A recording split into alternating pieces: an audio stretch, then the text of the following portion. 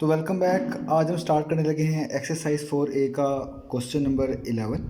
तो question number 11 का part number A से हम स्टार्ट करने जा रहे हैं। तो पहले पढ़ लेते हैं इसमें क्या लिखा हुआ है। इसमें लिखा हुआ है factorise each of the following expressions completely.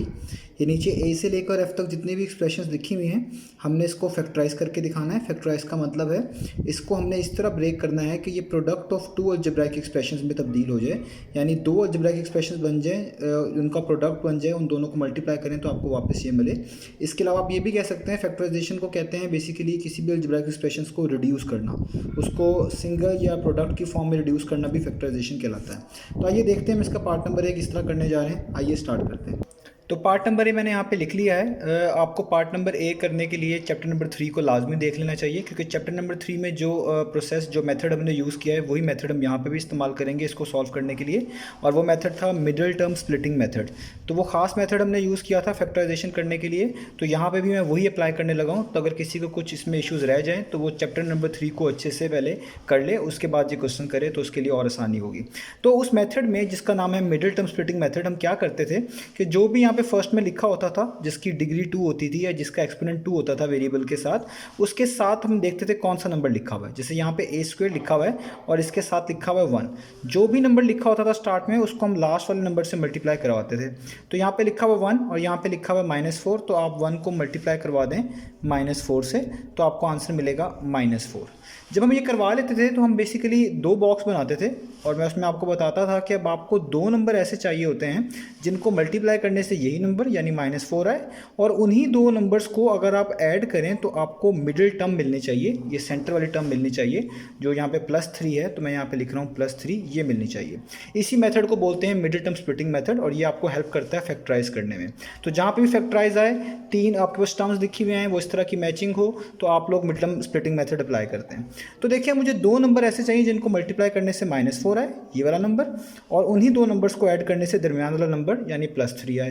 तो ये बहुत आसान है, ये कंसेक्टिव नंबर हैं। 3 और 4 में सिर्फ 1 का फ़र्क है। इस तरह के नंबर्स अक्सर 1 टाइम्स करके किसी भी टेबल के लिहाज से निकाले जा सकते हैं। तो यहाँ पे वो किसी भी टेबल के लिहाज से जो मुराद है मेरी वो ये है कि अगर आप लिख लें 4 1 टाइम्स, तो 4 1 टाइम्स क्या होता है 4, यानी ये नंबर मिल रहा है, लेकिन इशू ये हमें -4 चाहिए। तो इसका मतलब है आपको इन दोनों नंबर्स के साथ कुछ साइन में तब्दीली करनी पड़ेगी। तो उसका एक ट्रिक ये होता है कि आप देखें आपके उस मिडिल टर्म में कौन सा साइन लिखा हुआ है, वो लिखा हुआ है प्लस। तो आप ये वाला साइन जो यहाँ पे लिखा हुआ है, ये सबसे बड़ी वैल्यू जो दोनों नंबर में से बनती है उसके साथ लगा दें, यानी 4 बनती है तो उसके साथ आपने लगा दिया +4। अगर इसमें गुंजाइश निकल आती है अभी भी, यानी लेट से यहाँ पे सॉल्व हो जाता है और -4 आता है, फिर तो ठीक है। अगर नहीं आ रहा तो आपको इसका साइन भी चेंज करना पड़ेगा। अगर आप यहाँ पे सिंपल 1 लिखते हैं तो कोई भी फ़र्क नहीं पड़ेगा इस चीज़ में और इस चीज़ में, तो वो फिर भी आंसर क्या आएगा 4 ही आएगा। लेकिन क्योंकि मैंने -4 लाना है तो मैं इस +1 को भी क्या लिख लेता हूँ माइनस। इससे क्या होगा प्लस माइनस क्या हो जाएगा माइनस, और 4 1 टाइम्स क्या आएगा 4। तो देखें हमने ये 2 नंबर्स ढूंढ लिए हैं, एक है +4 और एक है -1। मैं यहाँ पे लिख भी देता हूँ, एक है +4 और एक है -1। अब इन्हीं 2 नंबर्स को ऐड करके हमें +3 भी मिलना चाहिए। तो आइए देख लेते हैं कि ऐसा हो रहा है या नहीं हो रहा।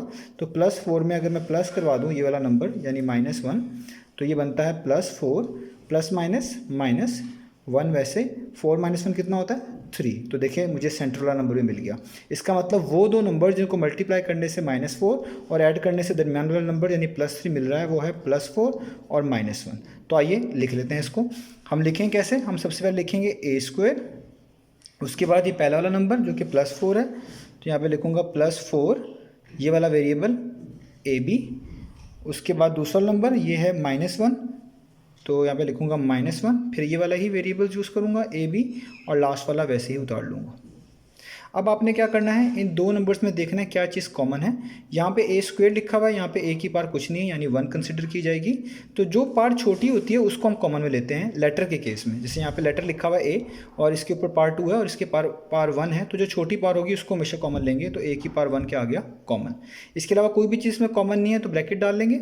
a² का मतलब है 2 मरतबा a लिखा हुआ है यहाँ पे, तो एक a तो बाहर जा चुका है, तो आपको यहाँ पे जस्ट एक a लिखना होगा। जो चीज़ जितनी बाहर मौजूद होगी बाकी जो बच रही होगी वो ब्रैकेट्स के अंदर लिखा करेंगे। 4 एक बार भी बाहर मौजूद नहीं है, ना कोई ऐसा नंबर है जो 4 के लिहाज से कॉमन होता, तो 4 को वैसे ही लिखना पड़ेगा। a यहाँ भी पार 1 है और यहाँ भी बाहर भी इतनी ही पार 1 है, यानी ये मुकम्मल बाहर जा चुका है, तो यहाँ पे आपको a नहीं लिखना। बी यहाँ पे मौजूद है, बाहर तो कोई भी बी नहीं है, तो इसका मतलब ये बी आपको लिखना पड़ेगा और ये ब्रैकेट क्या कर देंगे, क्लोज। मैं आपको बता भी चुका हूँ चैप्टर नंबर 3 में, इसका मतलब ये होता है कि जो भी चीज़ आप बाहर लिख रहे होते हैं वो बेसिकली आप इससे भी डिवाइड करा रहे होते हैं, इससे भी डिवाइड करवा रहे होते हैं। ए स्क्वायर को ए से डिवाइड कराएं ए आता है, 4ab को ए से डिवाइड करेंगे ए से कट जाता है और 4b आएगा। इस तरह भी आप देख सकते हैं। अब आप माइनस लिख लेंगे, इन दोनों में b कॉमन आ रहा है, यहाँ पे b की पावर 2 है, यहाँ पे b की पावर 1 है। वही बात, लेटर में छोटी पावर को कॉमन लिखेंगे तो b की पावर 1 को कॉमन लिख लेंगे, ब्रैकेट्स यहाँ पे आएगा a, क्योंकि a बाहर नहीं लिखा हुआ। माइनस जब भी बाहर होगा ब्रैकेट्स में साइन चेंज करना पड़ेगा, ये माइनस क्या हो जाएगा, प्लस 4 भी वैसे ही आएगा। ये 2 भी हैं, एक बाहर जा चुका है तो एक यहाँ पे लिखना पड़ेगा और ब्रैकेट क्लोज। ये दोनों आंसर्स हमेशा सेम आने चाहिए। आंसर्स का मतलब है ये दोनों बेसिकली जो ब्रैकेट्स हैं ये हमेशा सेम आनी चाहिए। अगर ये दोनों सेम नहीं आ रही साइन के लिहाज से भी और वैसे भी, तो इसका मतलब है कहीं ना कहीं गलती है। तो जब ये सेम आ जाए इसका मतलब आपका क्वेश्चन ठीक है। तो जो चीज़ अब सेम आ रही है आप इसको एक मरतबा कोट कर लेंगे, यानी मैं a + 4b को, जो कि 2 मरतबा लिखा हुआ है, इसको एक मरतबा कोट कर लूँगा और जो चीज़ बाहर लिखी हुई है इसको मिलाकर लिख लूँगा, यानी a - b। ये कहलाएगी इसकी फैक्टराइजेशन और इसको आप मल्टीप्लाई करेंगे तो यही चीज़ आपको मिलेगी। और देखें इस अलजेब्राइक एक्सप्रेशन को हमने प्रोडक्ट ऑफ 2 अलजेब्राइक एक्सप्रेशन में भी तब्दील कर लिया है। तो ये है इसका पार्ट नंबर ए। आइए इसका पार्ट नंबर एफ भी ट्राई करते हैं। तो पार्ट नंबर एफ़ मैंने यहाँ पे लिख लिया है। तो पार्ट नंबर एफ़ में भी वही काम करेंगे कि जो ये सबसे स्टार्ट में कोफिशिएंट लिखा हुआ है मैं इसको सबसे एंड वाले से पहले मल्टीप्लाई करवा दूंगा। तो 2 यहाँ पे लिखा हुआ है, यहाँ पे 10 लिखा हुआ है, दोनों पॉजिटिव हैं, ये भी पॉजिटिव 2 है, ये भी पॉजिटिव 10 है। तो 2 10 टाइम्स, तो मैं यहाँ पे लिखूँगा 2 10 टाइम्स, वो कितना होता है 20। मुझे साइन लगाने की ज़रूरत नहीं है दोनों, क्योंकि दोनों पॉजिटिव हैं, पॉजिटिव लिखे ना लिखे यहाँ पे फ़र्क नहीं पड़ता। तो 20 आ रहा है, यानी मुझे 2 नंबर्स ऐसे चाहिए जिनको मल्टीप्लाई करके मुझे 20 मिले और उन्हीं 2 नंबर्स को अगर मैं ऐड करूं तो मुझे सेंटर वाली टर्म मिड टर्म मिलनी चाहिए, जो कि कितनी है -9। तो ऐसे कौन से 2 नंबर हैं? तो ये बहुत इजी है, आपने जस्ट 20 को बारी बारी डिवाइड करके देख लेना है कुछ नंबर्स पे और वो पेयर्स यहाँ पे लिखते रहना है। जो इन दोनों कैटेगरी को सेटिस्फाई करेगा वही हम दरमियान में लिखेंगे। तो मुझे पता है वो पेयर बहुत आसान है, वो है 5 और 4। अगर 5 को 4 से मल्टीप्लाई किया जाए तो आंसर आता है 20। तो एक काम तो सही हो जाता है कि 5 और 4 को मल्टीप्लाई करने से क्या मिलता है 20। अब इन्हीं 2 नंबर को ऐड करने से -9 मिलना चाहिए, जो कि नहीं पॉसिबल, क्योंकि 5 में +4 करेंगे तो आपको आंसर में -9 नहीं बल्कि +9 मिलेगा। तो इसका मतलब है एक ख़राबी आ रही है, इस ख़राबी को दूर करना पड़ेगा। इस ख़राबी को दूर करने का एक ही तरीका है कि मैं इन नंबर्स के साइंस में कुछ इस तरह चेंजेस लेके आऊँ कि मुझे ये वाली कैटेगरी भी सेटिस्फाई हो जाए, यानी ये वाला बॉक्स भी सेटिस्फाई हो और ये वाले 2 बॉक्स भी सेटिस्फाई हो जाए। तो मैं क्या करने लगा हूँ, पहले मैं देखूंगा यहाँ पे मिड टर्म के साथ कौन सा साइन है, वो माइनस का साइन है। तो इन दोनों में से जो सबसे बड़ा नंबर है उसके साथ माइनस का लगा दूंगा साइन। अब -5 को -4 से मल्टीप्लाई करता हूँ तो ये +4 का कहलाएगा, क्योंकि यहाँ पे कोई साइन नहीं है। तो प्लस माइनस क्या हो जाएगा, माइनस, और 5 4 का क्या हो जाएगा -20। तो मुझे क्या चाहिए +20, यानी अभी भी बात ठीक नहीं है। तो इसको मैनेज करने के लिए मैं 4 के साथ भी क्या लगा देता हूँ, माइनस। इससे क्या फ़ायदा होगा, माइनस माइनस क्या होता है प्लस, और 5 4 क्या होता है 20, यानी ये बात सेम हो गई, सही हो गई कि 20 ही चाहिए था, +20 हो या 20 एक ही बात है, तो बात सही हो गई। अब दूसरी बात यह है कि इन्हीं 2 नंबर्स को क्या ऐड करके मुझे -9 मिलता है। अगर मिलता है तो ठीक है, इसका मतलब मुझे मिड टर्म ब्रेक मिल चुकी है। तो आइए करके देख लेते हैं। पहला नंबर लिखता हूँ -5, उसमें ऐड कर लेता हूँ दूसरा नंबर यानी -4, तो देखता हूँ क्या होता है। तो ये होगा plus minus minus minus minus plus, तो 5 में 4 प्लस करें 9 होता है और साइन बड़ी वैल्यू का यानी -9। तो देखें दोनों कैटेगरी सही हो गई, यानी वो 2 नंबर्स जिनको मल्टीप्लाई करके मैं 20 मिलेगा वो है -5 और -4, और इन्हीं 2 नंबर को ऐड करने से मुझे क्या मिल रहा है -9। तो मेरे पास मिड टर्म ब्रेक क्या हुई, -5 और -4। तो ये यहाँ पे लिखूँगा, मैं लिखूँगा यहाँ पे 2r²t, पहले ये वाला नंबर यानी -5, वेरिएबल ये यूज़ करूँगा RST। अगला नंबर -4, यही वेरिएबल यूज़ करूँगा RST, और एंड पे ये वाला नंबर लिख लूँगा 10s²t। अब आपने देखना है इन 2 में क्या चीज़ कॉमन है। 2 और 5 तो किसी एक नंबर पर डिविजिबल नहीं होते, दोनों प्राइम नंबर हैं। तो r² और r दोनों कॉमन है। मैंने आपको बताया हुआ छोटी पार को कॉमन लिखना है, r की पार बाहर की आ जाएगी 1 कॉमन। t दोनों एक जैसे हैं, यहाँ भी 1 पार है, यहाँ भी 1 पार है, तो इन दोनों में फिर कॉमन यही चीज़ आ जाएगी, यानी t की पार 1, खाली t भी वही रिप्रेजेंट करता है। ब्रैकेट्स डालूंगा, 2 तो बाहर कॉमन नहीं गया इसलिए वैसे ही लिखूंगा। r² में से एक r बाहर कॉमन जा चुका है तो एक r यहाँ पे बच जाएगा। एक t में से एक t बाहर जा चुका है तो यहाँ पे कोई t लिखने की ज़रूरत नहीं है। 5 लिखना पड़ेगा, आर एक आर बाहर जा चुका है, छोड़ दें, टी में से भी एक टी बाहर जा चुका है, छोड़ दें, एस बचेगा, तो एस यहाँ पे आपको लिखना पड़ेगा, ब्रैकेट क्लोज। अब इन दो में देखते हैं 4 और 10 दोनों के दोनों 2 के टेबल पर यानी आते हैं, या आप कह लें 2 पर डिविजिबल हैं। तो यहाँ पे मुझे इसलिए माइनस के साथ 2 कॉमन निकालना पड़ेगा क्योंकि ये दोनों नंबर्स 2 पर डिविजिबल होते हैं। इसके अलावा आर यहाँ पे है तो यहाँ पे नहीं है, कॉमन नहीं आ सकता। एस यहाँ पे भी है, यहाँ पे भी है, यहाँ पे 2 के साथ है, यहाँ पे पार 1 के साथ है, तो छोटी पार वाला हमेशा कॉमन लिखेंगे लेटर्स के केस में, तो एस आ गया। टी दोनों में सेम है तो एक जैसा ही है, तो यही कॉमन आ जाएगा। ब्रैकेट्स 2 के टेबल में 4 कहाँ पे आता है, वो होता है 2 टाइम्स। आर कहीं भी बाहर कॉमन नहीं गया तो लिखना पड़ेगा। एस कॉमन जा चुका है बाहर पूरा, टी भी कॉमन जा चुका है तो नहीं लिखना। माइनस का साइन है तो जब भी माइनस का साइन बाहर हो प्लस को क्या बना देगा वो माइनस। 2 कितने टाइम्स 10 होता है, 5 टाइम्स 10 होता है। एस स्क्वायर में से एक एस बाहर जा चुका है तो एक एस ही यहाँ पे लिख लें, और टी एक ही है वही बाहर है तो रहने दें, और ब्रैकेट क्लोज। ये दोनों चीज़ें सेम आ गई, इसका मतलब हम जो कर रहे हैं वो ठीक कर रहे हैं। तो एक मरतबा लिख लेंगे इसको, यानी 2r माइनस 5s को, और एक मरतबा इन दोनों को मिलाकर लिख लेंगे, यानी RT माइनस 2ST, और ब्रैकेट क्लोज। याद रहे इन दोनों को आगे पीछे भी लिख सकते हैं, यानी इस चीज़ को पहले लिख लें और इस चीज़ को बाद में लिख लें, तो भी कोई प्रॉब्लम नहीं आएगा। मल्टीप्लिकेशन में इस तरह के ऑर्डर चेंज करने से कोई इशू नहीं बनते। अब वैसे तो इसका ये भी आंसर हो सकता है, लेकिन इसको फर्दर भी सॉल्व किया जा सकता है, वो इस तरीके से। आप देखें इन दोनों चीज़ों के अंदर अभी भी कुछ कॉमन आ रहा है, और वो कॉमन क्या आ रहा है, वो कॉमन आ रहा है टी। आप देखिए टी यहाँ पे भी है, टी यहाँ पे भी है, तो हमने इसको फर्दर सिंप्लीफाई करना है बिल्कुल। तो इसलिए मैं ये टी भी बाहर कॉमन निकाल लेता हूँ ताकि ये मुकम्मल सिंप्लीफाई हो जाए। यानी मैं इस ब्रैकेट में जो टी एक जैसा है, यानी जो टी कॉमन आ रहा है बेसिकली, इसको मैं लिख लेता हूँ बाहर। तो इस ब्रैकेट में बचेगा just R minus 2s bracket close, और बाकी चीज़ वैसी की वैसी 2r माइनस 5s। तो ये हो गया है पार्ट नंबर एफ का आंसर।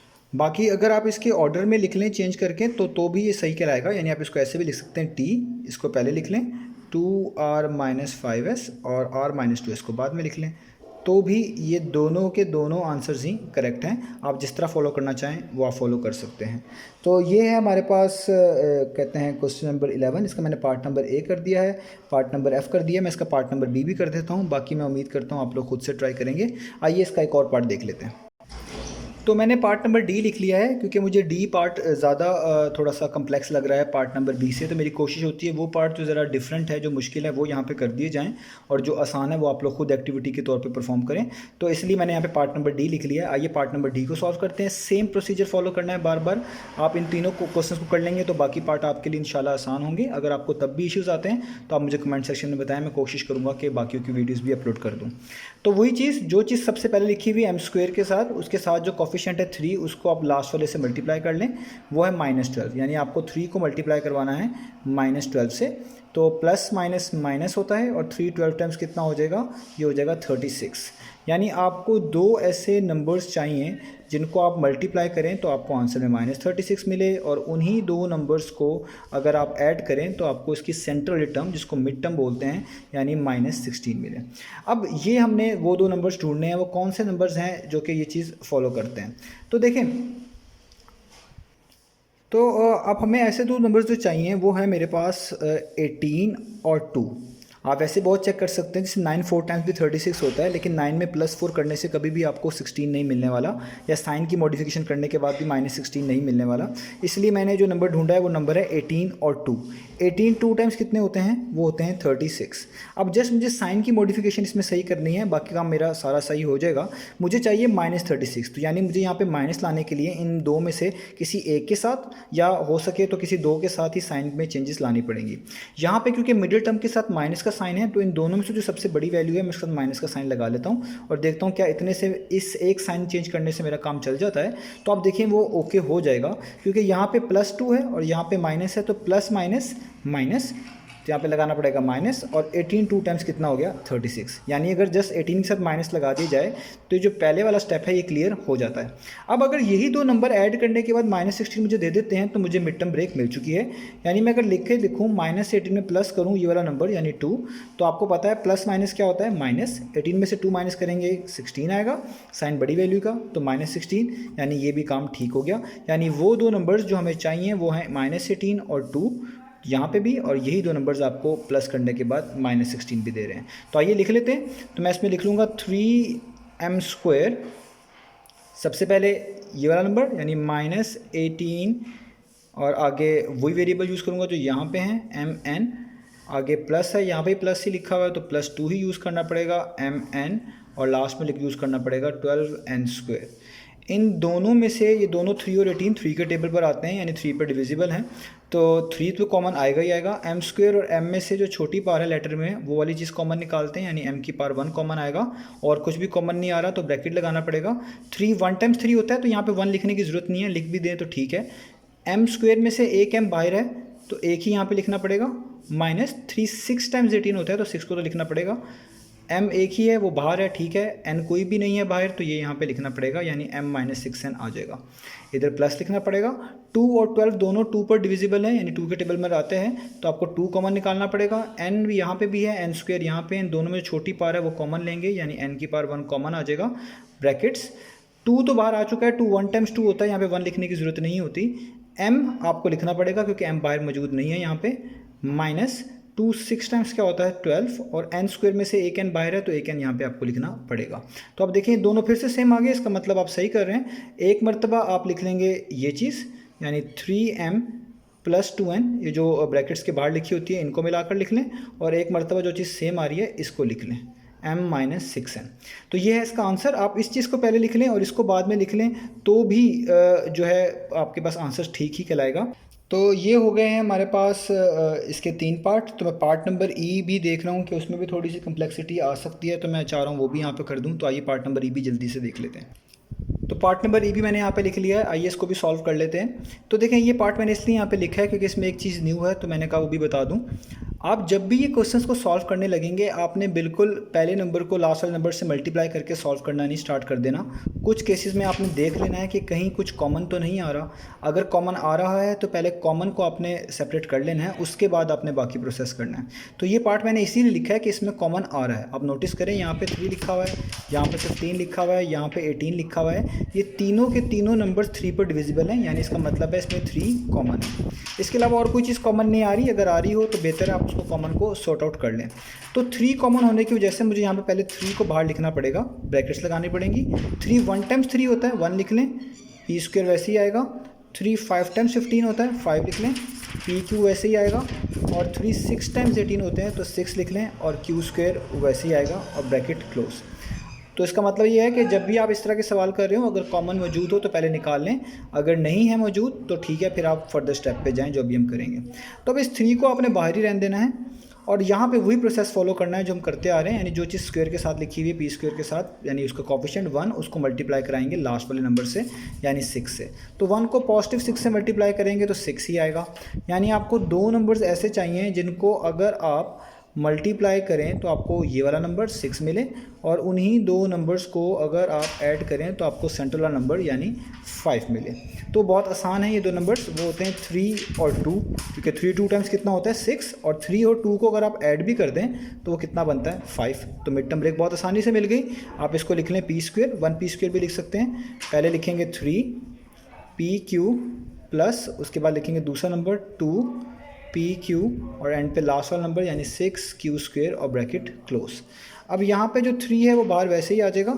इन दोनों में से क्या चीज़ कॉमन आ रही है वो है p, तो सबसे छोटी पावर p की 1 है यानी p की पावर 1 कॉमन निकाल लें। तो 2p में से एक p अंदर बचेगा, प्लस 3 बचेगा और q बचेगा, क्योंकि ये वाला p तो बाहर पहले ही लिखा जा चुका है। प्लस का साइन, 2 और 6 दोनों 2 पर डिविजिबल है यानी 2 तो कॉमन आएगा ही आएगा। इसके अलावा q यहाँ पे भी है, q² यहाँ पे भी है, तो q² और q में से छोटी पावर q की पावर 1 है तो वो भी कॉमन आएगा, ब्रैकेट क्लोज। तो 2p, तो 2 1 टाइम्स 2 होता है तो 1 लिखने की ज़रूरत तो यहाँ पे नहीं है। q बाहर आ चुका है, p बचेगा, प्लस 2 3 टाइम्स 6 होगा, 2 q में से एक q बाहर है तो यहाँ पे कोई भी q नहीं यानी एक q बचेगा, सॉरी। तो ये हो जाएगा p + 3q और ब्रैकेट क्लोज। तो ये हो जाएगा 3 वैसे ही। यहाँ पे जो चीज़ 2 मरतबा आ रही है यानी सेम है उसको आप एक मरतबा लिख लें p + 3q, और जो चीज़ ये ब्रैकेट्स के बाहर है इनको भी एक मरतबा लिख लें तो ये भी हो जाएगा p + 2q। आप इनकी पोजीशंस आगे पीछे भी करके लिख सकते हैं, इनमें कोई फ़र्क नहीं है। तो ये हो गया है इसका पार्ट नंबर ई। तो ये था हमारे पास एक्सरसाइज 4A का क्वेश्चन नंबर 11। मैं उम्मीद करता हूँ जो पार्ट मैंने छोड़े हैं वो आप खुद से ट्राई करेंगे और मुझे बताएंगे। तो इंशाल्लाह मिलते हैं नेक्स्ट वीडियो में बाकी सोल्यूशंस के साथ।